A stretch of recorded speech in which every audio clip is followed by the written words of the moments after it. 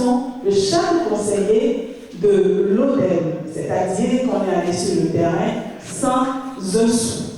Dans chacun de ces départements, d'abord les autorités nous ont bien accueillis, les salles ont été mises à notre disposition et les secrétaires exécutifs également, les mairies étaient à nos côtés, les confrères également, la mobilisation était des grands jours.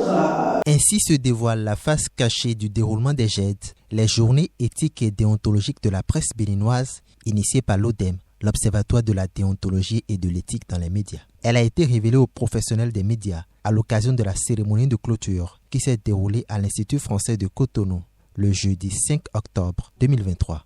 Et bravo à vous et bon courage. Je pense que vous êtes essentiel plus que jamais aujourd'hui. Et bravo pour ce temps de réflexion. Donc on va vous laisser travailler ensemble, réfléchir, clôturer ces journées. Et je répète que l'équipe France est vraiment très heureuse de pouvoir vous accompagner modestement, mais au moins vous donnant cet espace pour pouvoir conduire vos travaux.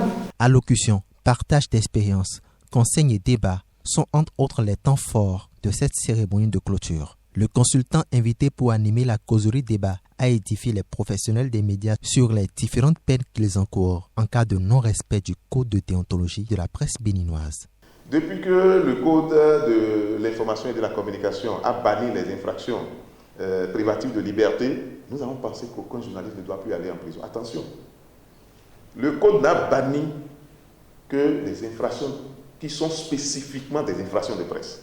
La diffamation, l'injure. Mais quand vous prenez le code de l'information, vous allez vous rendre compte qu'il y a d'autres infractions qui relèvent du droit commun, mais qui sont contenues dans le code de l'information et de la communication. N'oubliez pas, le secret défense que je viens d'évoquer, ça n'a rien à voir avec les infractions de presse, par exemple. Donc, rien qu'en restant dans le code de l'information et de la communication, il est toujours possible qu'un journaliste aille en prison. Je voudrais qu'on fasse attention à ça. Maintenant, lorsqu'on ajoute le code du numérique, là, vous êtes sûr, vous avez un peu plus de chance d'y aller. À l'arrivée, ce sont de nombreux défis qui se dressent sur son chemin. Il a suffi d'un matin pour ouvrir le chantier de notre prise de conscience. C'est pourquoi mon message reste un message d'espoir.